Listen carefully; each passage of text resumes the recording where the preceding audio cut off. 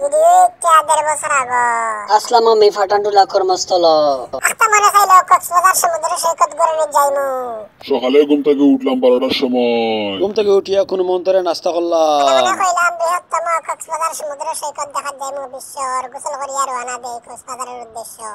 কিন্তু গোসল কর্ম নিয়ত করেছি কক্সবাজার গিয়া। ছোট থাকতে ক্লাসে পড়ছিলাম নুরানিত ইন্নামাল আমালু বিন্নিয়াত, নিয়ত আমার বরকত। যে নিয়ত করে ও নিয়ত পূরণ হয়। প্রথমত আমার নিয়ত পূরণ হয়ে গেল কক্সবাজার সমুদ্র সৈকত গিয়া গোসল করিয়া। কর্মস্থল ফাটান্ডুলা থাকি বচ্চারি গেছে গিয়ে কদমতলি বাস স্ট্যান্ড। বচ্চারি কদমতলি বাস স্ট্যান্ড ফুসিয়া ফচ্চারি বাস তুলিলাম কক্সবাজারের উদ্দেশ্যে রওনা দিলাম এবং আইলাম কক্সবাজার ফট্টারি। বচ্চারি টপ্পারি ফচ্চারি মাত বন্ধ। আপাতত সমুদ্র সৈকত দেহ এবং সমুদ্র সৈকতে এনজয় করো এবং সমুদ্র সৈকতে গিয়ে আমার কিছু মাত নিলাও। আমার কিতা ফিলিংস হইল, কিতা অনুভূতি, কিতা আবহাওয়া, কিরকম সাগরের অর্জন গর্জন ইত্যাদি। দূর থেকে ঢেউ আইয়া লাগে আমার ফাও, আর ফাও লাগিয়ালে আমার খুব ভালো ফিলিংস হয়। ও লাগলো ওই দোকা অনেক মানুষ সকল আইসিন আজকে, অনেক মানুষের মানুষ, সাগরও অনেক উত্তাল ঢেউ, সাথে বাতাসও। সকলে আনন্দ কররা, ফুর্তি কররা, বাচ্চাকে খুব খুশি। ঢেউ পুরাপুরি ক্লিয়ার করে তোলার মুহূর্তটা।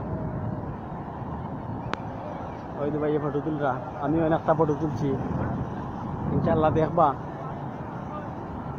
আর সদূর সিলেট থেকে যখন আইছি আমার দেশের বিশ্বের দীর্ঘতম সমুদ্র সৈকত কক্সবাজার দেখার এনজয় করিয়া যাই। আর লগে যারা মিস করবা সমুদ্র সৈকতে যারা দেখছেন, তারা তো দেখছেন, যারা নতুন তারা দেখিয়া অনেক মজা পাইবা, আনন্দ পাইবা। ওই নৌকা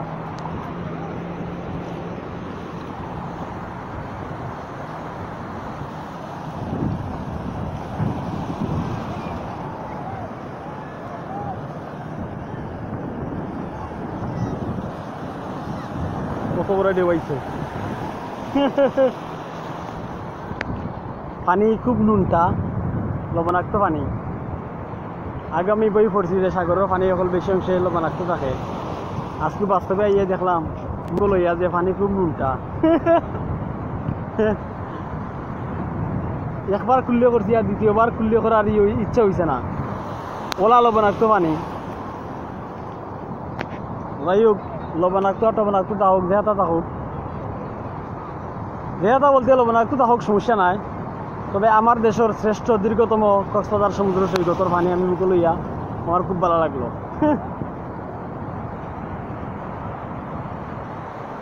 যারা নতুন তারা আইবা কক্সবাজার, আইয়া খুব উপভোগ করবা। শুনুন, আমি আপনাকেই বলছি, আপনি যখন অবসর হবেন তখন ঘুরতে বের হবেন। আর আপনি ছোট কাজ হোক বড় কাজ হোক, আপনি কাজে লিপ্ত থাকবেন। কাজে লিপ্ত থাকলে মন মানসিকতা ভালো থাকবে।